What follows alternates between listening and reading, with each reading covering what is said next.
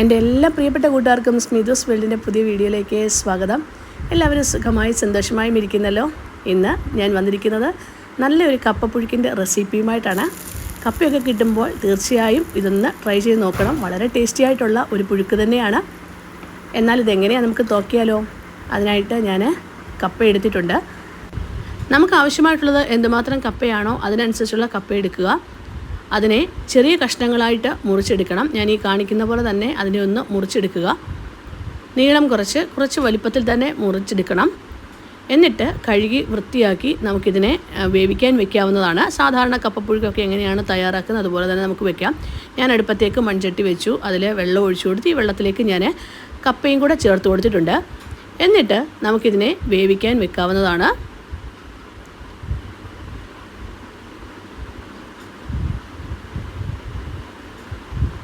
ഇപ്പം കപ്പ ചെറിയ രീതിയിൽ തന്നെ തിളച്ച് തുടങ്ങിയിട്ടുണ്ട്. ഞാൻ വീണ്ടും ഒന്നുകൂടെ അടച്ചു വെക്കുകയാണ്. നന്നായിട്ട് കപ്പ തിളച്ച് വരുമ്പോൾ ഇതിലേക്ക് ആവശ്യത്തിന് ഉപ്പ് നമുക്ക് ചേർത്ത് കൊടുക്കാവുന്നതാണ്. കപ്പയ്ക്ക് എന്തുമാത്രം ഉപ്പ് വേണം അതിനനുസരിച്ചുള്ള ഉപ്പ് ഈ സമയത്ത് ചേർത്ത് കൊടുക്കണം. എന്നിട്ട് ഒരു 1/4 ടീസ്പൂൺ മഞ്ഞൾപ്പൊടിയും കൂടെ ചേർത്ത് കൊടുക്കുക. ഞാൻ ഏകദേശം അരിഞ്ഞെടുത്തപ്പോൾ 3 കപ്പോളം കപ്പയുണ്ട്. അതിനാവശ്യമായിട്ടുള്ള ചേരുവകളാണ് ഞാനീ പറയുന്നത്. കാരണം നമ്മൾ അരിഞ്ഞെടുക്കുന്ന എന്തുമാത്രം കപ്പയുണ്ടോ അതിനനുസരിച്ച് കൂട്ടുകയും കുറയ്ക്കുകയൊക്കെ ചെയ്യാവുന്നതാണ്. എന്നിട്ട് വീണ്ടും ഞാൻ അടച്ചു വെച്ച് വേവിക്കുകയാണ്. കുറച്ചുകൂടെ ഒന്ന് വെന്ത് കിട്ടാനുണ്ടായിരുന്നു. ഈ ഒരു സമയത്തേക്ക് വേവുന്ന സമയത്തേക്ക് ഞാൻ ഒരു മിക്സിയുടെ ജാറിലേക്ക് 3-4 വറ്റൽമുളക്, നല്ല എരിയുള്ള വറ്റൽമുളക്, അതുകൊണ്ടാണ് ഞാൻ 3 വറ്റൽമുളക് ആക്കിയത്. അല്ലെങ്കിൽ ഒരു 5-6 വറ്റൽമുളക് എടുക്കാം. എന്നിട്ട് നല്ലതായിട്ട് പൊടിച്ചെടുക്കണം ആദ്യം. ഇനിയും ഇതിലേക്ക് നമുക്ക് ചേർത്ത് കൊടുക്കേണ്ടത് പച്ചമുളക്, 2-3 പച്ചമുളക്. ഞാനിപ്പം ഒരു സവാളയുടെ പകുതിയാണ് ചേർത്ത് കൊടുത്തിരിക്കുന്നത്. കൊച്ചുള്ളി ഉണ്ടെങ്കിൽ അത് തന്നെയാണ് നല്ലത്. കൊച്ചുള്ളി ആണെങ്കിൽ ഒരു 4-5 കൊച്ചുള്ളി ഇട്ട് കൊടുക്കുക. എന്നിട്ട് ഒന്ന് ചതച്ചെടുത്താൽ മാത്രം മതി. ഇനി നമുക്ക് ഇതിലേക്ക് ചേർത്ത് കൊടുക്കേണ്ടത് 1 കപ്പ് തേങ്ങയാണ്. ഞാൻ 1 കപ്പ് തേങ്ങ ചേർത്ത് കൊടുത്തിട്ടുണ്ട്. അതിനോടൊപ്പം തന്നെ 1/2 ടീസ്പൂൺ ജീരകവും 1/2 ടീസ്പൂൺ നാരങ്ങ നീരും കൂടെ ചേർത്ത് കൊടുക്കണം. നാരങ്ങാനീര് ചേർത്ത് കൊടുക്കാൻ മറക്കരുത്. നാരങ്ങാനീരും കൂടെ ചേർത്ത് കൊടുത്ത് ഒന്നുകൂടെ ഒന്ന് ചതച്ചെടുത്താൽ മാത്രം മതി കേട്ടോ. അരച്ചെടുക്കുകയോ ചെയ്യരുത്, ഒന്ന് ചതച്ചെടുത്താൽ മതി. ഈ ഒരു സമയം കൊണ്ട് കപ്പ നന്നായിട്ട് വെന്ത് വന്നിട്ടുണ്ട്. ഇനിയിപ്പോൾ സാധാരണ നമ്മൾ ചെയ്യുന്ന പോലെ തന്നെ കപ്പയിലെ വെള്ളമൊക്കെ നമുക്ക് കളഞ്ഞെടുക്കാം. ഞാനിപ്പം കപ്പയിലെ വെള്ളമൊക്കെ കളഞ്ഞ് ചെറു തീയിൽ തന്നെയാണ് അടുപ്പത്ത് വെച്ചിരിക്കുന്നത്. ഇനി നമുക്ക് ഇതിലേക്ക് നമ്മൾ ചതച്ചെടുത്ത ആ ഒരു തേങ്ങയുടെ മിക്സും കൂടെ ഇതിലേക്ക് ചേർത്ത് കൊടുക്കാം. അതിനോടൊപ്പം തന്നെ കുറച്ച് കറിവേപ്പിലയും കൂടെ ചേർത്ത് കൊടുക്കണേ.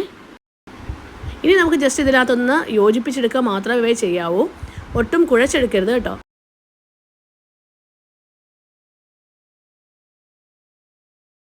ഇങ്ങനെ ഇതിനെ ഒന്ന് യോജിപ്പിച്ചെടുത്താൽ മാത്രം മതി.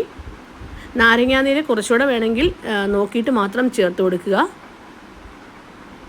ഈ സമയത്ത് ഉപ്പുണ്ടോ നോക്കണം. ഉപ്പില്ലെങ്കിൽ ആവശ്യത്തിന് ഉപ്പ് ചേർത്ത് കൊടുക്കണം. അരപ്പൊക്കെ ഒന്ന് നോക്കണം അതിനകത്ത് ഉപ്പുണ്ടോ എന്നുള്ളത് കേട്ടോ. ഇല്ലെങ്കിൽ കുറച്ച് ഉപ്പൂടെ ചേർത്ത് കൊടുക്കുക. ഇനി നമുക്ക് ഇതിലേക്ക് ചേർത്ത് കൊടുക്കേണ്ടത് 1 ടീസ്പൂൺ വെളിച്ചെണ്ണയാണ്. ഇത്രയും കൂടെ ചേർത്ത് കൊടുക്കുക. എന്നിട്ട് നന്നായി ഒന്നുകൂടെ യോജിപ്പിച്ചെടുക്കുക. കണ്ടല്ലോ, കപ്പയൊക്കെ കിടക്കുന്നതാണല്ലോ. ഇങ്ങനെ തന്നെ ഇതിരിക്കണം കേട്ടോ. കപ്പ ഒട്ടും കുഴഞ്ഞു പോകരുത്. വേവലൊക്കെ കറക്റ്റായി നമ്മൾ കപ്പ പുഴുങ്ങിയെടുക്കുന്ന എങ്ങനെയാണോ ആ ഒരു രീതിക്ക് തന്നെ ഇതിനെ എടുക്കണം. നന്നായിട്ട് ഒന്നുകൂടെ മിക്സ് ചെയ്ത ശേഷം നമുക്ക് തീ ഓഫ് ചെയ്യാവുന്നതാണ്. അങ്ങനെ വളരെ ടേസ്റ്റി ആയിട്ടുള്ള ഒരു കപ്പപ്പുഴുക്ക് തയ്യാറായിട്ടുണ്ട്. ശരിക്കും പറഞ്ഞാൽ ഈ രീതിയിൽ ഒന്ന് ട്രൈ ചെയ്ത് നോക്കണം കേട്ടോ. ഇതിൻ്റെ കൂടെ നല്ല മുളക് ചമ്മന്തി ഉണ്ടെങ്കിലും അതുപോലെ തന്നെ മീൻകറിയോ ഒക്കെ ഉണ്ടെങ്കിലും വളരെ ടേസ്റ്റിയാണ്. അങ്ങനെ വളരെ ടേസ്റ്റി ആയിട്ടുള്ള ഈ ഒരു കപ്പപ്പുഴുക്ക് എല്ലാവരും ഒന്ന് തയ്യാറാക്കി നോക്കിക്കോളൂ. ഞാൻ ഇപ്പം മീൻകറിയാണ് ഇതിൻ്റെ കൂടെ കഴിക്കുന്നത്. ശരിക്കും പറഞ്ഞാൽ ഈ മീൻകറിയും വെറൈറ്റി മീൻകറി തന്നെയാണ്. ഇതിൻ്റെ വീഡിയോ ഞാൻ താമസിയാതെ അപ്ലോഡ് ചെയ്യും.